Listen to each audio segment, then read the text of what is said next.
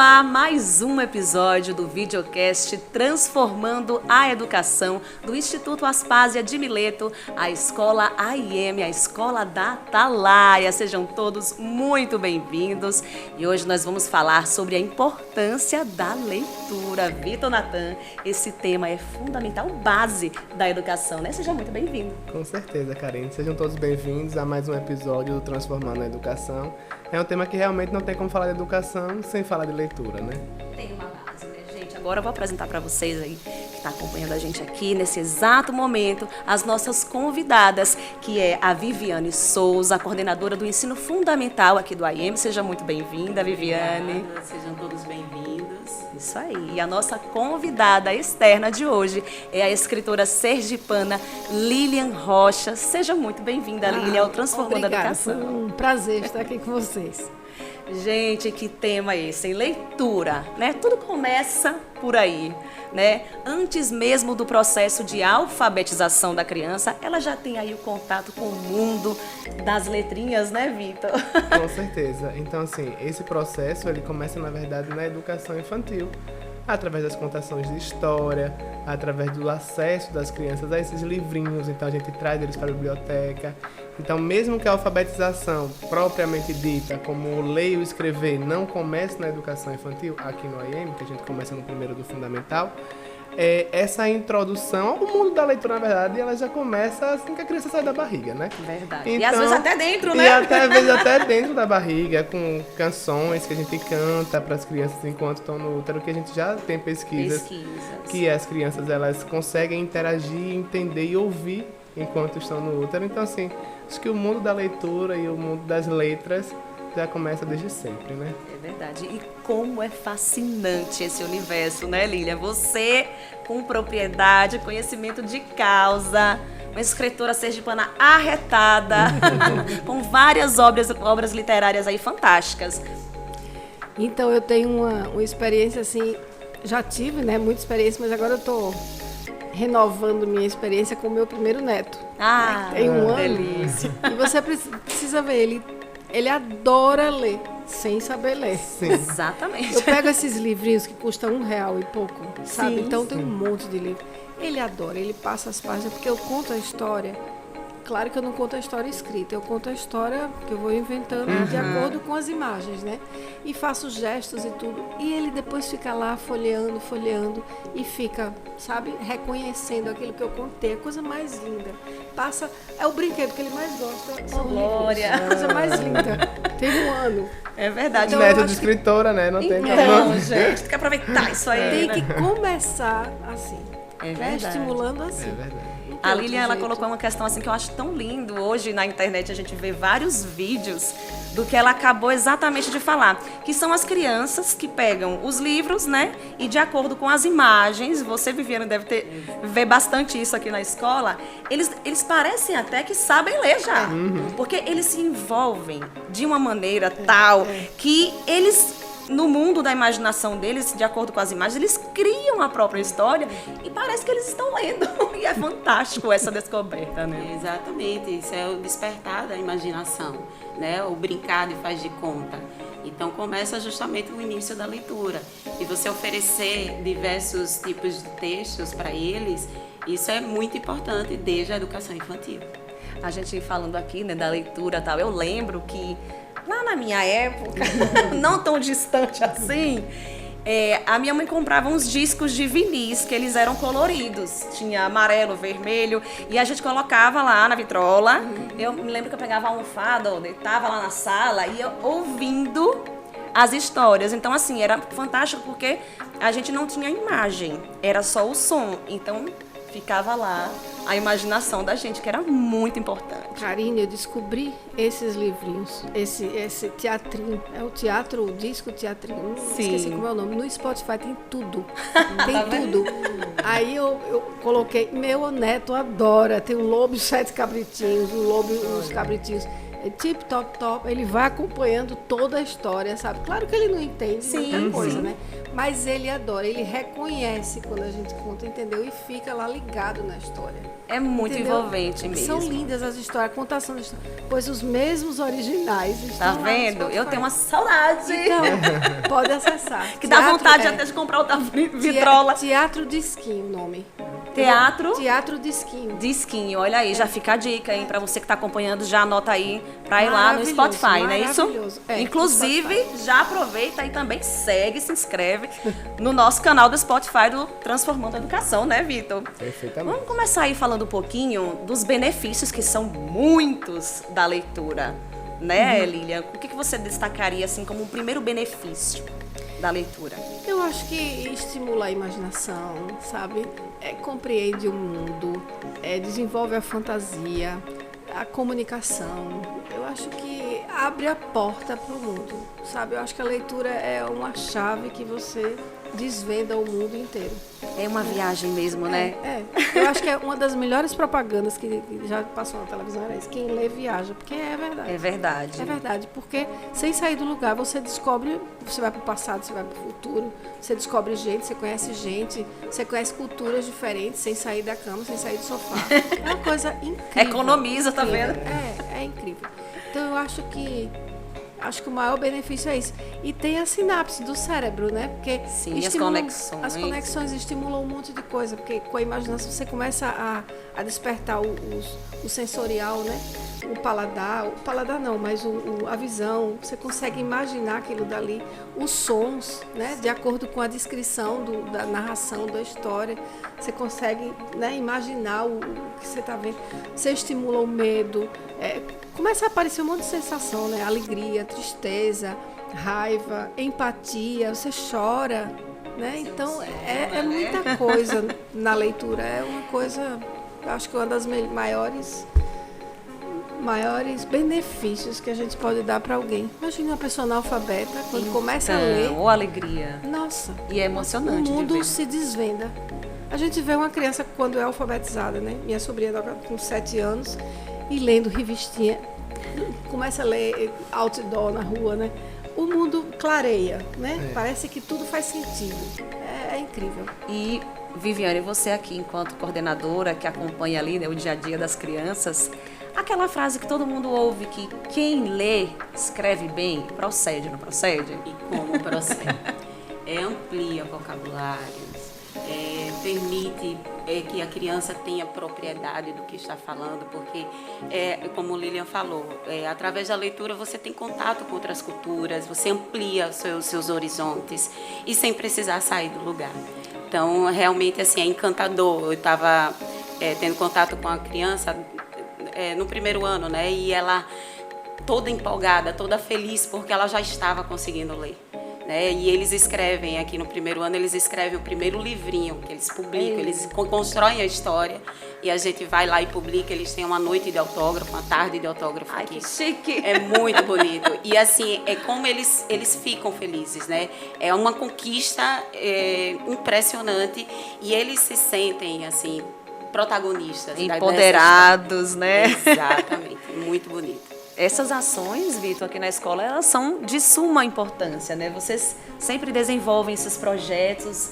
Esse que a Viviane acabou de colocar, fantástico. Imagina você, uma tarde de autógrafos de um livro, né, que você escreveu. É o brilho no olhar da criança, né? É aquele sentido que a gente já conversou algumas vezes, né? Que aqui no AEM a gente trabalha com o sentido pedagógico de cada ação, de cada data comemorativa. Então, se a gente não trabalha com formatura do ABC aqui, porque a gente não acredita dentro da nossa visão da educação que é a melhor forma. A gente acha que a formatura do ABC é um evento que é para adultos. Na verdade, para a criança, gera alguns traumas, inclusive aquela que não consegue ler, ter que estar diante de tantos adultos e coloca uma beca e coloca não sei quantas crianças. Responsabilidade. E agora você tem que fazer isso, e agora você tem que fazer aquilo. Então, assim, a gente faz essa releitura. É importante ter esse marco, essa passagem, e a gente faz com o evento Autores da Vida. Como é que é isso? E que foi justamente esse evento que Vivi falou agora, que eles escrevem junto com as professoras esse livrinho, desenham também as imagens, a gente sobe tudo para um portal. O próprio portal, ele gera, os pais compram esses livros, quantos eles quiserem, quantos quiserem presentear. Que legal. E ano passado mesmo a gente fez essa tarde de autógrafos no Museu da Gente Sergipana, que foi legal. muito rico, e esse ano também faremos lá. Então, assim, é como Vivi traz, eles se sentem protagonistas, eles se sentem importantes. E, assim, e é um marco muito representativo, porque muitas famílias até trazem, gente, vocês proporcionam coisas que eu, adulto, nunca fiz, como, por exemplo, escrever um livro, como, por exemplo, plantar uma árvore, como, por exemplo, trabalhar com meliponário, que são as abelhas sem ferrão, que a gente tem as colmeias aqui. Então, acho que o papel da escola é esse, é trazer essas vivências, oportunizar esses momentos para que a criança tenha todo esse repertório, né? Verdade, como são importantes assim e marcantes, né?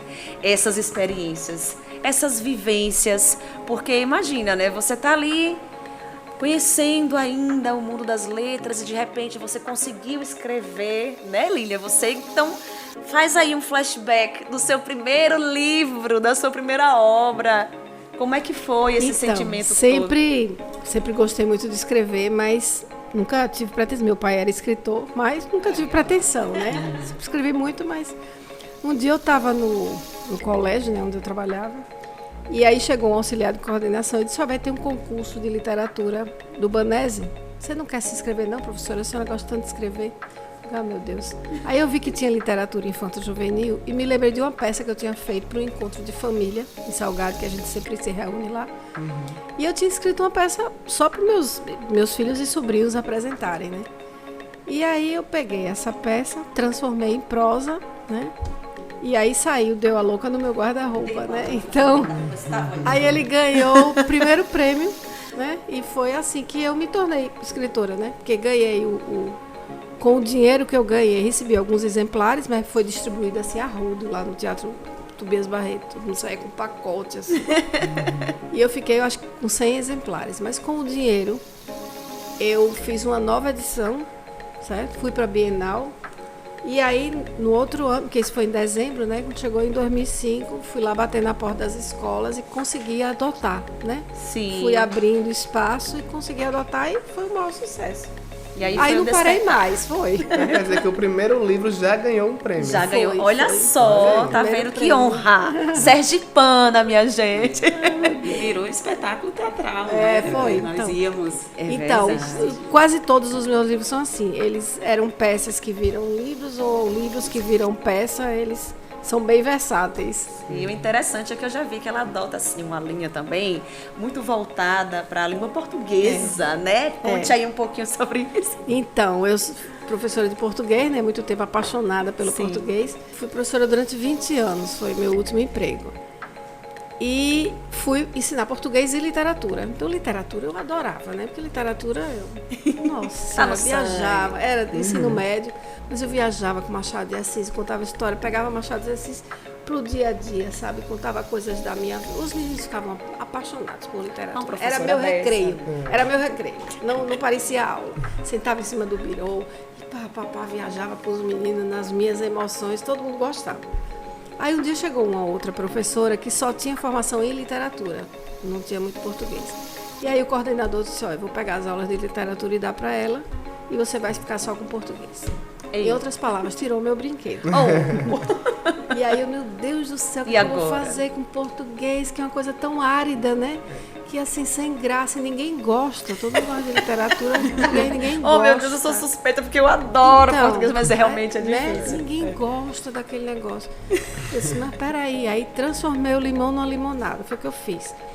Eu sou apaixonada por feira de ciências. Quando eu era da escola, nunca tinha feira de ciências. No meu tempo de Tá estudante, no meu tempo de estudante não existia feira de ciências. E eu ficava fascinada com as feiras de ciências, né? Porque é uma movimentação danada. E tem projeto para tudo, né? História, matemática, geografia, física, é cada maravilha aqui, né? Vulcão, geografia, tem tudo. Vulcão, né? Mas português não tem nada. Não tem nada, não tem gente, nada. é verdade. É uma miséria. Aí eu digo, peraí, que eu vou inventar uma feira de ciências diferente, só de português. Tá vendo? Aí inventei o Festival da Língua Portuguesa. Aí fiz uma revolução naquele colégio. Eu tinha, na época, 6 primeiros anos, nessa época era segundo ano. Sim. E já era aquele PCC, PSS. que era Da minha morfologia. época, seletivo, Não, seriado, né? Alguma PSS, coisa assim. seriados. Alguma coisa seriado assim? seletivo. Seletivo. O segundo ano era todo de morfologia. Primeiro ano era fonética, segundo ano morfologia. Para depois sintática, vir assim, depois. Aí eu disse, eu vou inventar um negócio. Aí fiz o seguinte, olha que legal. Depois a gente pode até implantar. Com certeza. Peguei a quadra gigantesca, e peguei sozinha com meus 300 alunos. Olha que maluquice. 300 alunos. Aí fiz uma cidade da língua portuguesa. Então, tinha vários estandes. Imagina eu com um pedreiro, com um negócio, com uma marceneiro, uma louca naquele negócio. Adoro.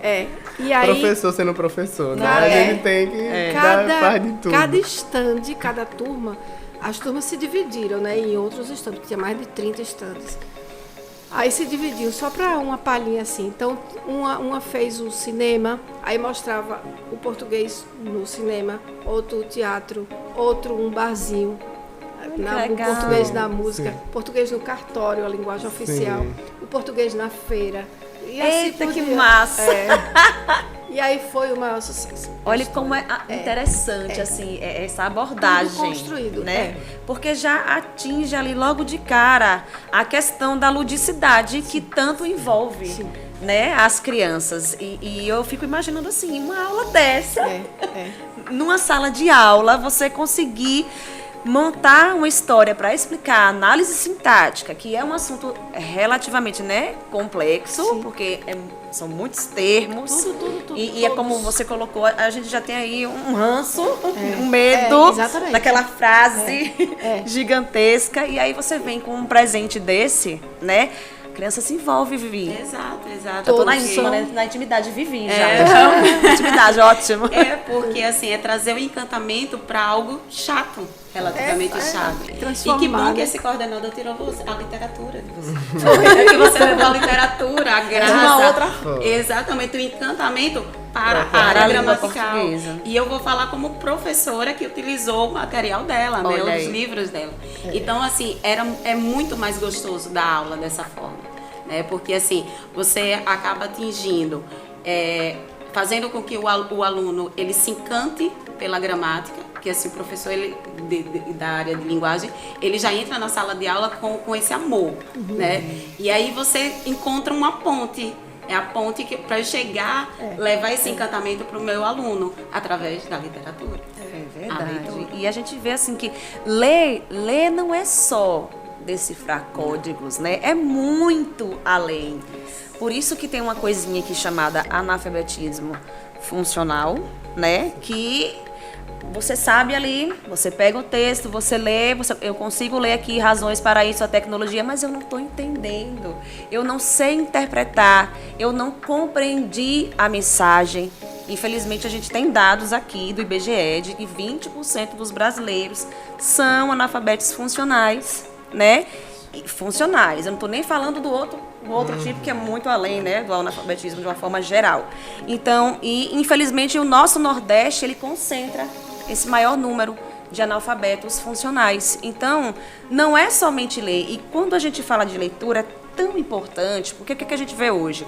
A gente vê pessoas que já passaram pela universidade, que são formados e que ainda hoje não sabem interpretar os textos, né? Você dirige uma escola, então você tem processo seletivo para professores, para os colaboradores da sua escola e você vê essa dificuldade, não é, Vitor? Tem gente que desiste do processo seletivo quando sabe que tem redação. Porque Olha. no nosso processo seletivo a gente primeiro faz uma redação, depois pede para dar uma aula, depois a gente faz uma entrevista. Então assim, quando a pessoa chega e se depara com a redação, várias vezes já se levantou e já saiu.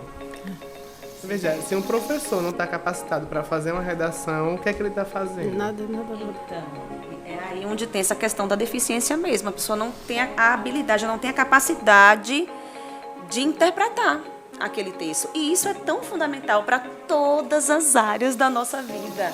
sabe? É a matéria base. Se você não está entendendo ali o português, como é que você vai entender a matemática, a geografia? Problema de matemática. Como? Sem interpretar o que a questão está pedindo. Pronto, falou um exemplo clássico, os probleminhas de matemática. Quantos alunos perdem a questão por falta de interpretação? De não saber o que a questão está realmente pedindo. Perdeu a questão, porque não é só número. Cadê a leitura? Cadê a interpretação, a compreensão do que está sendo pedido, né? Para você ver a importância mesmo. E a gente tem que quebrar esses paradigmas também dentro da escola, né? Exatamente. Porque a gente faz isso nas nossas provas, elas são todas contextualizadas. Então, assim, a gente por várias vezes também vem pai dizendo, mas isso aqui foi uma questão na prova de matemática. E assim, mas como isso? Se tem que...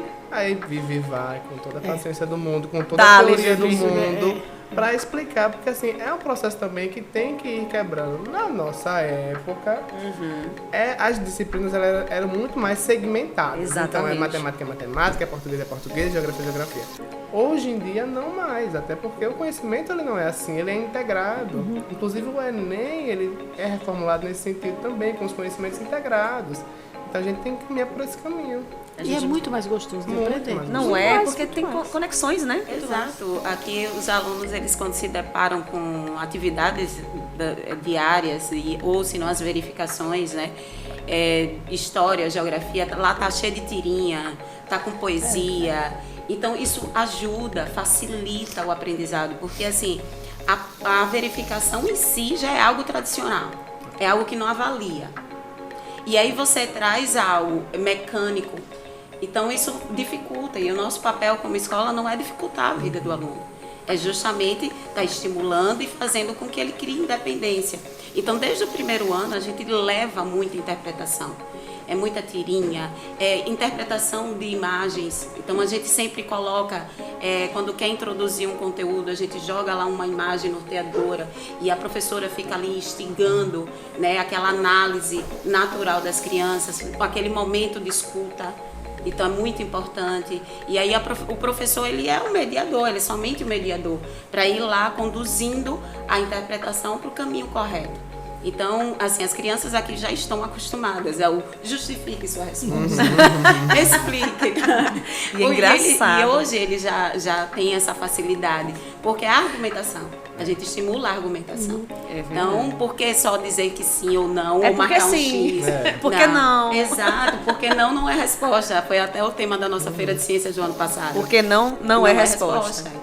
Então, assim, é importante a gente estar estimulando a argumentação desde o início, respeitando o nível de aprendizado de cada criança, entendeu? E é engraçado, Vitor, porque você colocou aí o exemplo dos pais, né? A gente às vezes tem que ter o cuidado, porque são os pais que acabam passando para os filhos essa questão da resistência. Porque a gente aprendeu de uma outra forma, que não tinha essa integração toda, não havia, né, entre as disciplinas, era, como você falou, tudo muito segmentado. E aí quando a gente se depara com as provas de hoje, que são cheias de textos, né, interligados, justifique a sua resposta. Aí, às vezes, o próprio pai, a própria mãe... Mas pra que isso? E isso vai passando. Péssimo. Pra que isso? É muita coisa, não sei o quê. E, às vezes, é da gente mesmo. Não é nem das crianças, né? E aí, como a gente sabe como a criança se comporta, ela vai absorver aquilo e vai achar que é uma coisa ruim, sendo que poderia ser um processo natural. Sim, para ela, porque geralmente quando você apresentando dessa forma lúdica, né? Então ela se envolve e você pode perguntar o que você achou disso, justifique sua resposta, que ela vai achar natural. Então por que a gente esbarrar nisso, né? A gente tem tem peso que muitas vezes quem traz são os adultos para as crianças. Exatamente. Porque, inclusive nas verificações de aprendizagem, que a gente nem chama de prova, para não trazer aquele estigma. O estigma da prova, as verificações de aprendizagem, a gente sempre trabalha de uma forma muito leve, de uma forma muito respeitosa, de uma forma muito humana com os alunos. E aí chega aluno em sala de aula que a gente já ouviu, mas minha mãe disse que eu tenho que tirar 10 nessa prova. Ela disse, mas que prova? Que não tá tendo prova. É uma verificação, é uma atividade para saber se você realmente aprendeu. Se não aprendeu, não tem problema, a tia vai ajudar.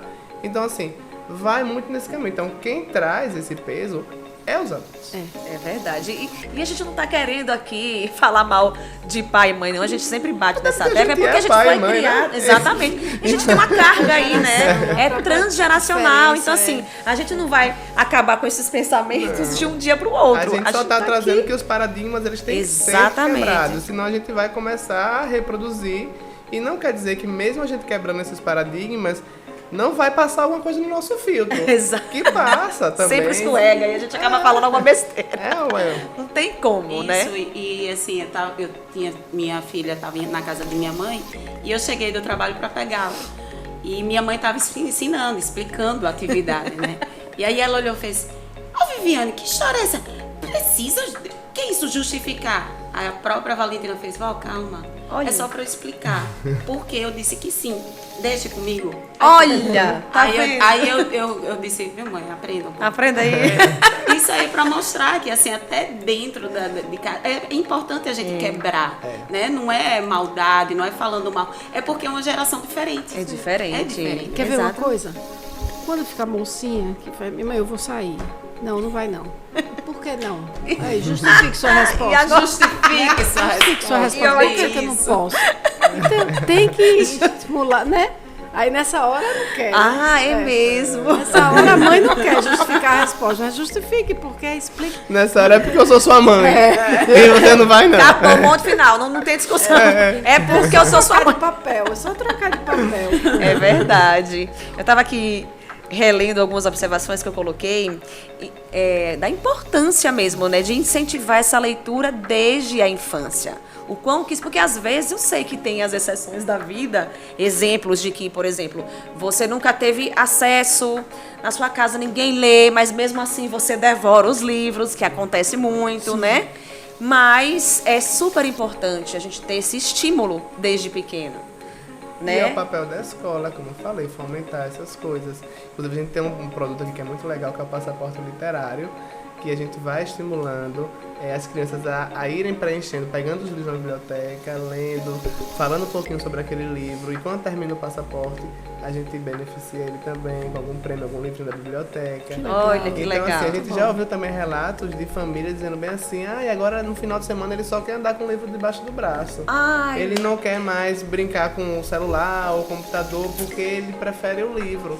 Então, assim, tem que estimular. São crianças. Maravilhoso, elas né? têm que ser estimuladas. E Maravilha, leitura é hábito, né? Pronto. Chegou aí no ponto.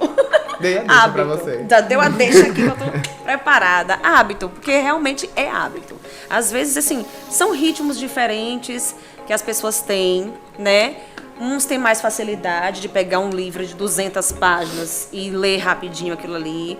Outros já não têm essa facilidade. Então, pega textos mais curtos, não tem problema, né? Então, como é que vocês fazem esse trabalho de perceber a individualidade de cada aluno e saber que aquele tem um ritmo, aquele tem outro? Ah, para essa turma aqui vou colocar... Né? Porque tem as preferências, os gostos das crianças, né? Que isso também é muito importante e tem que ser levado em consideração ao escolher, né, o que se vai ler, não é? Exatamente. E a gente, com esse projeto, né, do passaporte, respeitando o ritmo de cada um.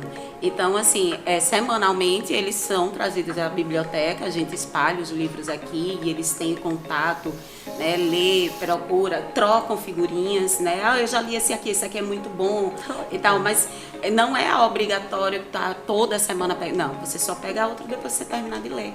E depois que você lê, você vai dar sua opinião. Não é obrigatório gostar, porque muitas vezes a gente lê um livro e não gosta. Sim. Né? E aí, lá no passaporte tem as estrelinhas para eles pintarem de acordo com o que eles gostaram. Então, se eu não gostei muito, eu vou pintar só uma estrelinha e vou explicar por quê. Por que eu não gostei tanto? E aí eles usam a argumentação. Às vezes eles falam que assim, os personagens não eram tão bons, que a história não conquistou logo de início. Olha então, o senso crítico aí já. Exatamente. Então, assim, isso é muito bom, porque a gente respeita o ritmo de cada um. Então, eu tô com minha filha, né, do 3º ano. Ela tá 2 semanas com o livro. Sim. Porque ela tá no ritmo dela. Dela. Tem dias que ela senta, aí vai ler, daqui a pouco ela, não, agora eu vou parar, hoje eu não vou ler. Então ela cria um ritmo de leitura. E eu deixo. Não importa se ela vai ficar uma semana ou duas, o importante é que ela leia com prazer. Pronto. Outra Com deixa. prazer. Porque a leitura ela tem que ser prazerosa. A partir do momento que a leitura é uma imposição e uma obrigação, acabou. Como é que você vai desenvolver esse hábito? Né, Lília? Como é que faz?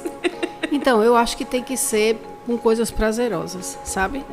Então, tem pessoas que não gostam de ficção, né? E Sim. tem pessoas que gostam. Acho que tem que ter um objetivo na leitura, né? É informar, é dar prazer, é tirar uma dúvida, é esclarecer alguma coisa, é passar o tempo. Acho que tem livros para tudo. Para tudo. Né? E eu acho que você tem que deixar a criança, sei lá, navegar nesse universo todo para depois ele escolher o que ele gosta, né? O estilo dele. Eu, por exemplo, meu irmão mais velho tinha uma coleção de livrinho de cowboy de bolso. Sim. Né? Maria, eu lia tudo, adorava. E lia fotonovela, e lia não sei o que lá. Então, tudo que batia na minha mão, eu lia, tá entendendo? Para depois você vai criando Tem que seu mais estilo, gosta, né? Você vai criando seus... Mas é bom, assim, Experimentar. né? Experimentar. Meu pai foi uma pessoa, nossa senhora, o divisor de águas na minha vida, porque ele estimulava muito a gente, sabe? Ele trazia sempre livro para casa e fazia coleção, sabe? Estimulou muito a leitura pra gente. Com todos os filhos, foram 6, né? No dia de domingo mesmo, a gente ia tomar café na casa do meu avô. Aí antes ele passava numa papelaria, numa banca, para comprar jornal. E a gente podia escolher a revistinha que quisesse, Olha. sabe? Então era uma farra. Então sempre foi muito estimulada, sabe? Foi ótimo isso. Eu acho que Acho que a gente lê muito e depois, eu pelo menos, eu acho que de onde é que veio essa criatividade, essa imaginação, de tudo que eu li. Acho que a gente se alimenta, né, dos certeza. livros e depois aquilo dali vai botar na escrita. Acho que a gente vai escrever do que a gente se alimentou. É verdade. Entendeu? Isso que a Lília colocou, eu acho assim que é fundamental, Vitor, que é aquela questão da parceria, né? Da família e da escola. Sim. A escola fazendo o papel dela e quando a família também estimula, aí pronto, fechou, né? É por isso que a gente tem que escolher a escola que comungue com nossos princípios e valores, né? Porque a gente se encontrar, se a escola der todo esse repertório e não encontrar essa receptividade na família...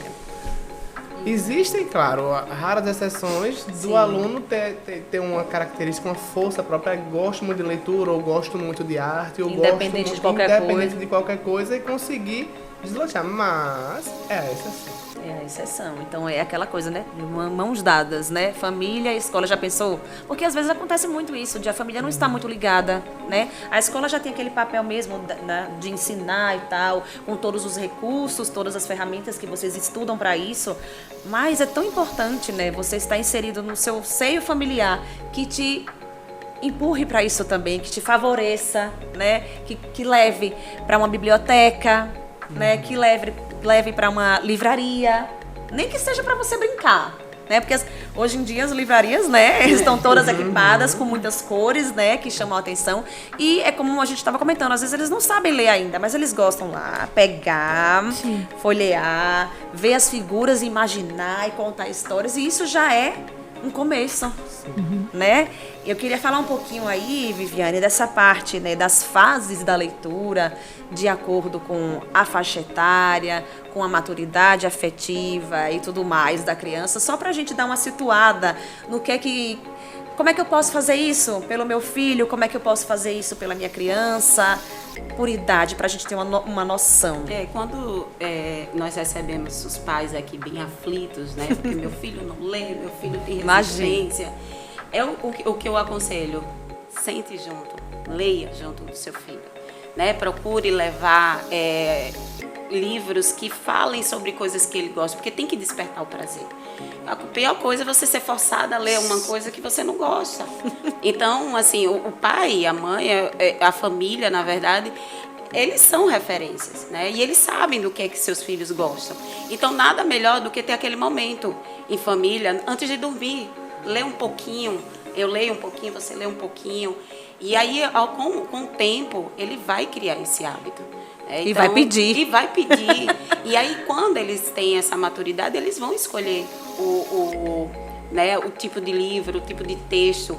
E o importante é que nós, como escola e a família, ofereça diversos tipos de texto. É ofertar, né? É ofertar. A questão da oferta, do terreno fértil, que a gente tanto fala aqui. Com a mãe hoje não era sobre leitura, mas era realmente sobre essa oferta. Ela estava dizendo bem assim, porque ele não está gostando tanto de fazer capoeira, mas ele está gostando de jiu-jitsu. Semana passada ele estava fazendo piano. E aí já não gosta mais do piano. Próximo mês ele quer fazer bateria. Mas, Vitor, eu tenho que ofertar tudo, porque assim, ele tem que criar o repertório dele. Claro. Aí ela trouxe até uma fala, disse, eu queria muito fazer dança quando era pequena. E minha mãe disse que não vai fazer não, porque você é muito dura pra dança. Então assim, já tolheu ela naquele momento e não nem oportunizou. Né? Olha só, e às vezes a gente não percebe, né? São pequenas coisas assim, né? Tão sutis, que tem um impacto tão grande, que já bloqueou ali, já fechou uma porta, né, Lilian? Criança é uma esponja, né? Ela absorve muito rápido. Então, imagina você, você não vai fazer dança, porque você é dura, pronto, acabou. Tem que ter escola de paz, viu? Que ótimo! Vamos tem que fazer uma a escola dos pais. Escola de paz. Porque pra poder essa introduzir resistência, isso daí, esses tabus realmente estão na cabeça dos adultos. E aí voltando pro podcast de autoconhecimento, né? Sim, Porque lógico, todos os podcasts eles estão interligados. Foi uma coisa que Carol trouxe naquele momento. Então, assim, quer ser pai, quer ser mãe, estude. Estude. É sério, gente. Tem que Ninguém estudar. foi formado para isso. A gente tem que ir atrás do conhecimento, a gente tem que ir atrás de quebrar nossos paradigmas. E assim, a sociedade ela tá se reinventando a todo momento. Então, eu tenho um filho e uma filha de 1 ano de idade. Quando eles tiverem 15, vai ser outra sociedade, vai ser outra educação. Prepara. E eu vou cair muito provavelmente nas coisas que hoje a gente consegue perceber, mas daqui a 15 anos, daqui a 20 anos, daqui a 30 anos. Então, assim, é isso, né? Eu acho que isso é a evolução do ser humano, né? Um conflito de gerações. Uma coisa também que eu acho muito importante é inserir a criança no mundo dos adultos. Por exemplo, Sim. Vocês concordam com isso, mas existem outros tipos de leitura que depois a gente vai sentir uma falta danada porque não aprendeu. Por exemplo, ler uma bula, ler uma conta de luz. Eu tenho a maior dificuldade, uma conta, um gráfico, uma conta de, sei lá de quê, coisas do dia a dia, né? Um regulamento de jogo, né? Esses jogos de tabuleiro. Instruções de jogos que muitas vezes são tão confusos, difíceis, são tão confusos que a pessoa que faz não é didática. Horríveis. Vamos dar uma consultoria. Então, eu acho que tem que, sabe, o menino trazer para o dia a dia. Participar também dessas coisas de casa. Por exemplo, saber ler uma conta de luz, vamos tentar economizar. Como é? Porque é uma leitura é isso? totalmente diferente. A gente desconhece, totalmente não sabe de nada, decifrar o que tá ali, nada. Porque aí ajuda. Só o valor da conta, né, gente? Só vai para lá, né? A data de vencimento. Já olha logo quanto tem que pagar e quanto é. Mas já pensou se ele também pudesse, né, participar disso daí? Aí ajudava a economizar em casa, sabe? Então eu acho que... E bula de remédio aí. Misericórdia. Os tipos de texto justamente é nisso, né? Porque essa semana mesmo, a turminha do 4º ano, ele estava com um manual de instrução. Então, cada um trouxe para a sala de aula. Textos instrucionais. Textos instrucionais e eles vão construir vão criar um jogo, né? Com as a professora de regras. educação física, vão criar um jogo e vão criar as regras. Vão explicar, né? Então vai ter um texto instrucional de como jogar aquele novo jogo que eles criaram. Então, essa questão da bula é extremamente importante a gente trazer. A leitura de uma conta de energia, a gente faz isso juntamente nas aulas de matemática. Então, isso é o prazer. A gente desperta o prazer da leitura, trazendo para o dia a dia. Tem tanta coisa para ler, né? A mente dela aqui já está aqui, ó, trabalhando. A gente está falando e ela já está pensando, entendeu? Depois vai sair um livro, né? Daqui a pouco vai ser um livro sobre textos instrucionais do dia a dia, vamos trazer. Mas é verdade, até um comunicado mesmo, né? Algo mais elaborado, algo mais formal. Às vezes a gente tem uma dificuldade de fazer porque não tem a prática, né? Como é que eu faço esse ofício?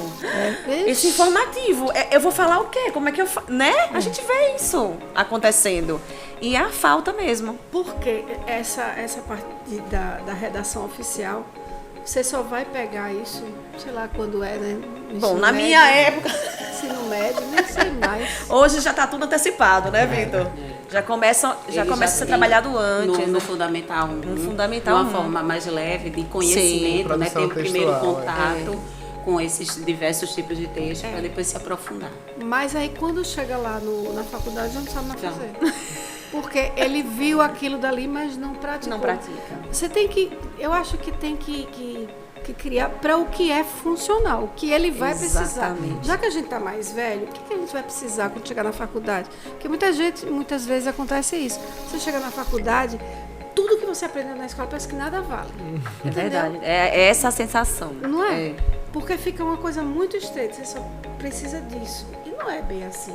E aí é uma Tudo que eu- catástrofe, né? viu? Porque quando chega no TCC, no final do curso, que você tem que fazer uma dissertação, É o pronto. terror. Aí você vê hoje que ainda é um Nossa, terror. Nossa.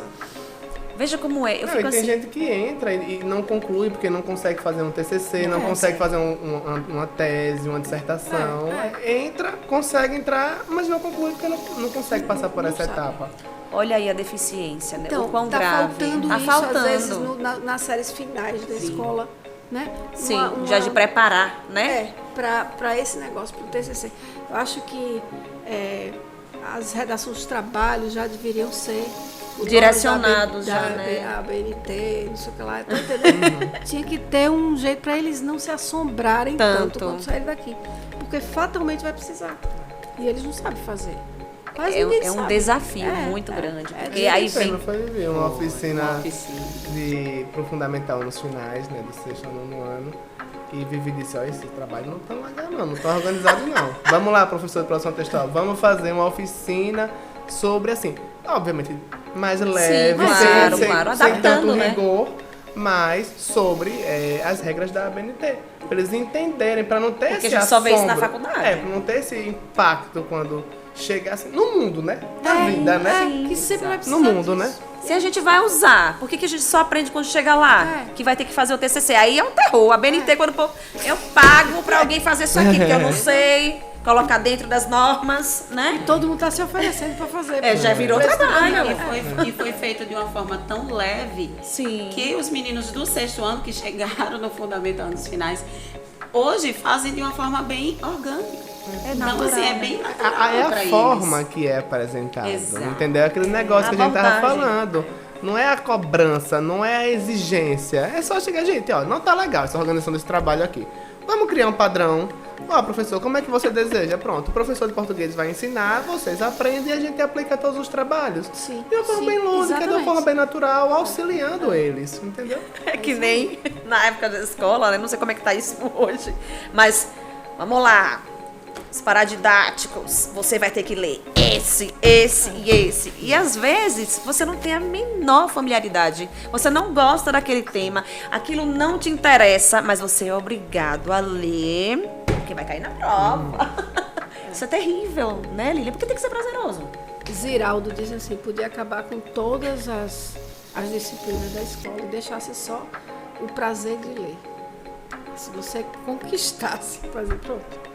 Você Porque aplica. você falou, você vai beber de várias fontes, vários Mas assuntos. coloca a leitura de um jeito tão antipático que você... Como imposição mesmo. Machado de Assis mesmo. Os meninos detestam isso. Olha, porque até hoje chega tem ali, esse ranço. né? E Machado de Assis é uma maravilha. Lamento que ele tenha morrido e eu não conheci. Não tenha deixado filhos. Mas é Porque eu verdade. sou apaixonada por Machado de Assis, mas vá colocar na cabeça dele. Então, Você não a gente pode sabe- começar assim. Não. Não pode começar Como é que assim, você vai pesado. impor que alguém leia um livro? Porque a linguagem já é rebuscada. Não é aquela coisa tão fácil. Então, se você chega impondo, a criança já não tem vontade. Já vai ler com má vontade. Como é que ela vai absorver aquilo ali? Eu me lembrei só... Sim. Não sei se vai dar tempo. Relaxa. Pode deixar que eu aviso. Um projeto que eu fiz que foi assim, me surpreendeu, porque ele cresceu tanto. Tinha um texto chamado, eu de novo com morfologia, né? Sim. Então eu estava dando pronomes e tem um texto muito famoso de Monteiro Lobato, que é o colocador de pronomes. Não sei se vocês conhecem. Sim, já ouvi falar. É. E aí ele brinca, né? Porque com a colocação pronominal mesmo, tem uma historinha. Aí eu peguei esse texto, porque o Monteiro Lobato é muito antigo, e o texto não é uma linguagem atual. Aí estava na época de sala de computador ainda, todo mundo ia para aula de informática, ainda estava nesse tempo. Sim. Eu disse, a primeira tarefa, todo mundo vai colocar esse texto atual. Vocês vão traduzir isso daí. Tragam pro botar atual. pro dia de hoje. Pronto. Aí essa foi a primeira tarefa, para eles entenderem, porque era tanta coisa rebuscada, tá? Vamos trazer para a linguagem de hoje. Depois a gente começou, foi um negócio tão que saiu do meu controle. Eu peguei esse texto, aí cada turma, repare como ele cresceu. Uma turma fez um jornal com a escrita da época, um jornalzinho com a escrita da época, né, falando sobre essa história. Fizemos um desfile de modas apresentando as roupas da época, tudo com esse texto. Sim. Fizemos uma paródia explicando o texto. Foram várias formas do mesmo texto. Do mesmo texto. Ele cresceu tanto, entendeu? Que, meu Deus do céu, eu não sabia que dava para tirar tanta coisa fazer, disso. tá vendo? Sabe? De um texto. De um texto. Então foi maravilhoso, porque como é rico, né? Como é rico. E aparentemente você lê, porque coisa chata, eu não entendi nada. A impressão que... Então, é por isso que a gente... Assim, a abordagem é tudo, né? A maneira como você passa a mensagem é um grande diferencial isso daí. Eu estava na sala de aula, de novo, minhas experiências, porque tudo nasceu do meu trabalho, né? Eu estava na sala de aula até da minha filha, segundo ano também, e eu estava querendo ensinar as desinências, os negócios, a parte de verbos. E aí peguei um papel. E eu disse, olha, você vai ser o presente indicativo. Aí preguei aqui, no durex mesmo. Você vai ser o presente indicativo, você vai ser o presente substantivo. Comecei. Eu, professora, vem cá. Aí pronto, o indicativo, a dona subjuntivo. E comecei a fazer. E inventei uma historinha assim, para explicar de onde é que vinham os termos primitivos e os tempos primitivos e os tempos derivados. Sim. De papel lá, sabe? Você é o subjuntivo, você é a dona subjuntivo. Isso daí virou uma peça sobre verbos e depois o livro, né, que é o Rasgando o Verbo. Mas nasceu na sala de aula, nesse... Sabe? Vendo, né? Porque, vamos concretizar, eu tenho uma dificuldade, porque, na verdade, eu não sou formada em letras, eu sou pedagoga, sabe? Estou um gaiato no navio, eu não tenho formação nenhuma. Então, como eu não estudei isso, eu precisei concretizar tudo para poder entender. Porque eu saí da escola de análise sintática, eu só sabia até objeto direto, depois não sabia mais. Né? Deus que me ajudou, sei lá, fui para lá. Passei no vestibular para pedagogia, fui ensinar na escola normal, primeiro no primário e tudo, depois na escola normal, nada de português. Não tinha nada de português, né? Tudo matéria de curso pedagógico. Muitos anos depois foi que Marlene me chamou para ser professora do Ateneu. Você quer ensinar? Você tem uma vaga aqui para professora de português, você quer? Eu disse, quero, aí enchi os olhos, né? Ela fez só que é 7ª série, análise sintática. Chega a me dar um frio. Não era morfologia. Não era, sabia nada, aí chega a me dar um frio assim. Mas sempre fui ousada. Primeiro eu topo, depois eu penso. Mas tá certo, não perdeu a oportunidade. Peguei os livros, fui para casa. E aí comecei a ver, né? Só que eu tinha 29 anos. Sim. É diferente quando você vai ver com uma coisa que você quer, né? Aquilo dali eu queria. Sim. Né? Aí você já tem outra mentalidade. Olhar. Exatamente. Aí eu entendi que não era esse bicho de 7 cabeças, não. E pronto, e entrei nesse negócio e me apaixonei por análise. E saiu o livro? Achei uma coisa muito lógica, sabe? É muito gostoso. Quando a gente gosta, é diferente. É diferente. A gente consegue... sei lá, entender de uma forma diferente. Não acha difícil. A gente consegue fazer conexões e entender o porquê daquilo ali e fica fácil. Por isso que eu preciso concretizar tudo, porque como eu não tenho essa formação, para mim tudo tem que ser muito concreto, os termos da oração. Eu transformei tudo concreto para poder entender, para poder ensinar. E assim, o poder que um educador e um professor tem em sala de aula, né? Porque esse olhar que você traz sobre a gramática, muitas pessoas, assim como eu, não teve um professor desse. E assim, cria alguns traumas durante a nossa vida. Então, assim, Depois que passou, aprendi para passar. Mas morfológica, análise sintática. Depois não tem quem faça eu pegar uma gramática para ajudar na análise morfológica. Porque cria essa barreira. Você meio que Uma trava, coisa né? que não foi apresentada por conta que não teve um educador com esse olhar naquele momento. Entendeu? Olha, eu tive a alegria de ter 2 educadores assim que me marcaram muito da língua portuguesa. Não sei se você conheceu, acho que sim. Lígia Fagundes Teles. Lígia Fagundes? Lígia Não, Teles. Lígia Teles, eu estou confundindo já com o nome da Fagundes escritora. Professora Lígia, a famosa professora sim, Lígia. Não sei onde ela está, nunca mais tive contato, não sei. Mas assim, me marcou bastante. Porque ela era dessas. Sabe? Ela gostava do que ela fazia, então ela passava com uma leveza. Eu já gostava da língua portuguesa e a maneira como ela passava em sala de aula, aquilo ali me fascinava. E o outro, que já não está mais entre nós, Benemi Passos, que era um professor de redação e também de língua portuguesa.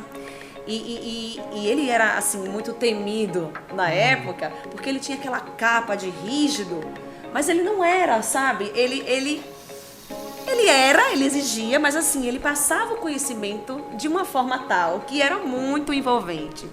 E eu trago esses 2 assim, ó, aqui dentro, sabe? Porque eu já gostava e eu passei a gostar ainda mais. Então, o quanto que faz uma diferença na vida da gente, um educador que sabe, né, passar. Sabe encantar. Que sabe encantar, né, Viviane?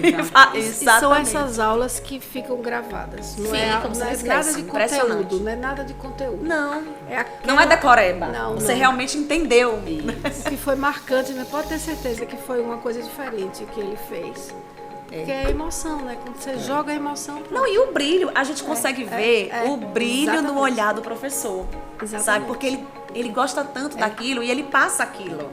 Quando é um professor que tô ali só para cumprir o horário, entendeu? Vai lá vomitando o conteúdo, que ele não tá nem sabendo direito que ele só tá cumprindo. Verdade. Você sente, todo mundo sente. Todo mundo sente. Né? Que aquilo ali não é de dentro. Do mesmo jeito que o professor também, do lado de cá, ele sabe quando o aluno entende, porque o olho do aluno brilha.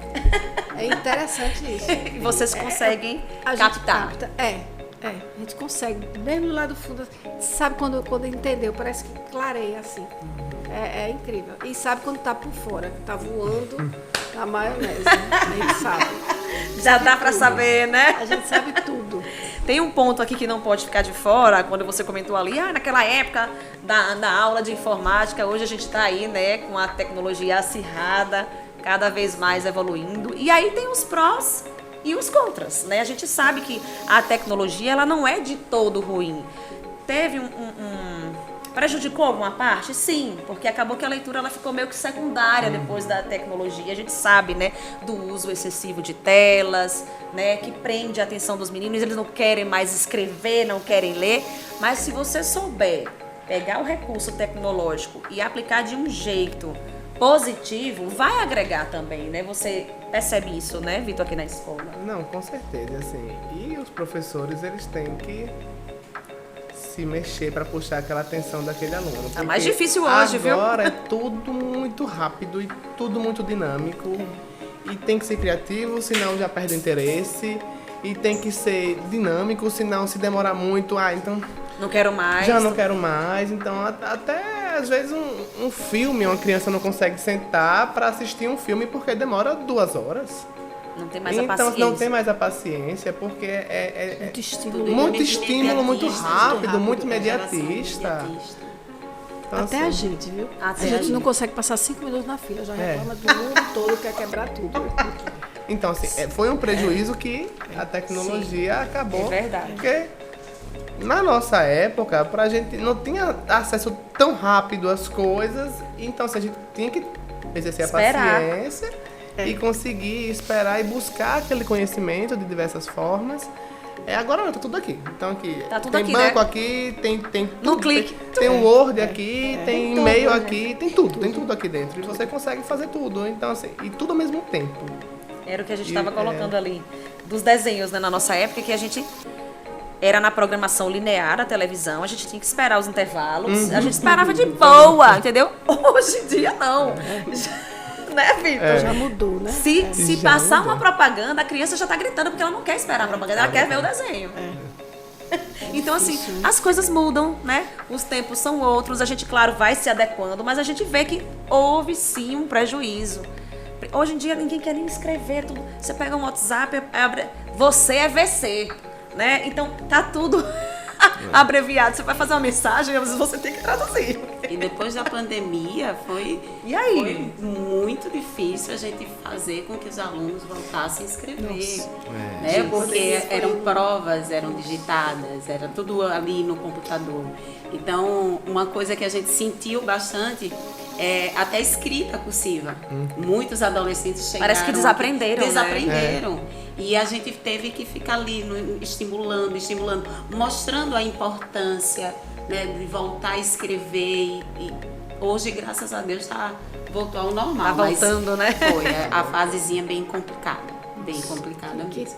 Que loucura. Foi Nossa, realmente parece que terrível. a gente nem parece que foi verdade. Ficção né? científica, os filmes que a gente assistia. Todo mundo de máscara na rua, a gente vai achar uma coisa tão estranha. Eu Olha. guardei uma máscara porque eu me lembrar que isso realmente existiu. Será que foi verdade mesmo?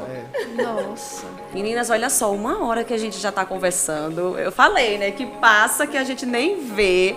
Eu gostaria de agradecer a presença da Viviane, da Lilian Rocha. Você que está aí acompanhando aqui até agora, gente, aproveita, dá uma olhada lá nas obras da Lilian Rocha, que vale muito a pena. Se inscreve no canal do YouTube aqui do Instituto Aspásia de Mileto, da Escola IEM, a Escola da Atalaia. Vai no Spotify também, né, Vitor? Vai lá ao Spotify, se inscreve, que também todos os episódios ficam disponíveis lá. E a cada 15 dias, ó, um tema melhor do que o outro, todos interligados. E pra gente finalizar o episódio de hoje, eu gostaria aqui que a Lilian desse uma mensagem sobre a importância da leitura. Então, eu acho que é isso. Se quer viajar, leia. Vai abrir o mundo para você. Eu acho que é a porta encantada para você conhecer o mundo. Tá aí o recado dado. Até o próximo episódio.